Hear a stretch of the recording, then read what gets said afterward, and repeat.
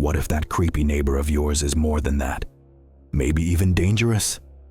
Watch this video if you dare. This all went down very recently, and by recently, I mean on August 2nd, 2025. I'm an average 24-year-old who lives with my husband and our newborn child.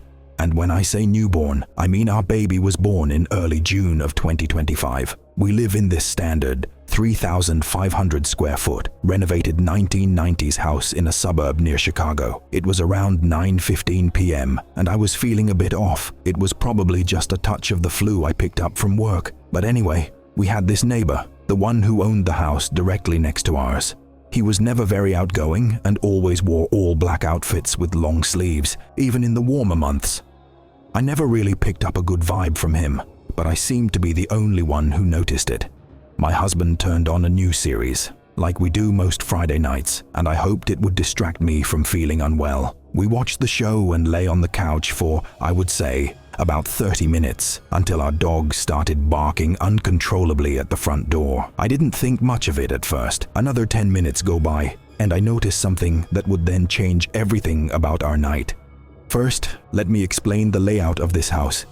If you're sitting on the couch facing the TV, to your left is an opening into a hallway with a study, a dining room, and a closet.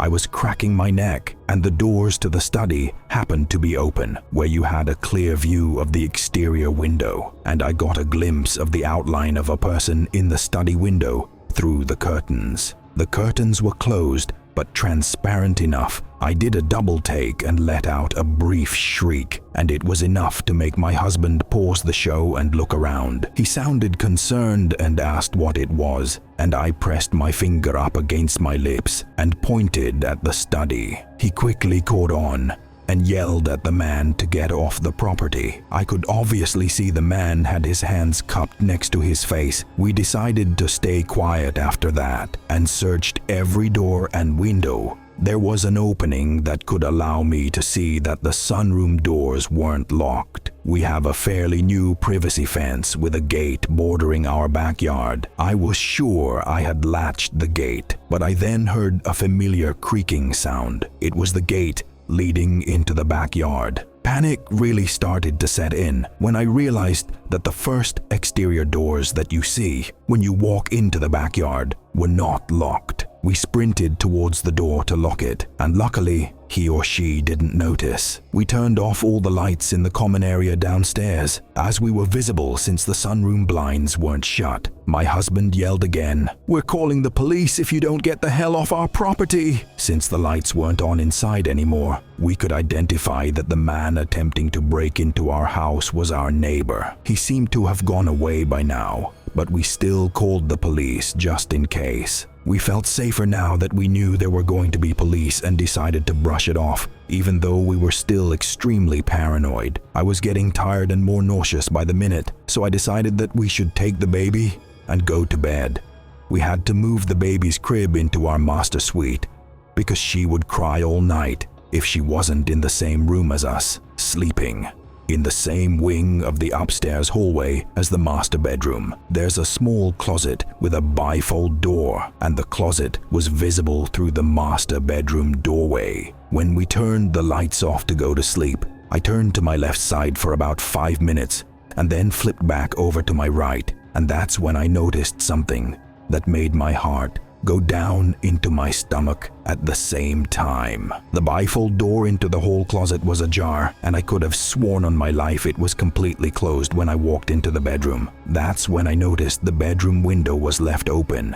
My heart started pounding so hard that I bet the entire state felt it. I shook my husband awake and yelled, loud with a trembling tone, "Get out! He's in the house!" This caused my husband to become fully conscious. I said, "Grab the baby, we need to get out." That closet wasn't open earlier. That's when I saw it. When I walked over to the other side of the room, where the open window was next to the crib, I saw a ladder reaching all the way up from the downstairs deck to the window. I told my husband we needed to use the ladder to get down. We booked it out to the car and drove to my sister's house about 20 minutes away. Since I was already feeling sick, I got extremely motion sick and had to throw up in a random plastic grocery bag from the floor of our SUV. When we came to a stop far enough away, we called the police and told them he managed to break in, and this time we mentioned to the police that he was our neighbor, told them which house it was, and we later got the news that the neighbor was found in the house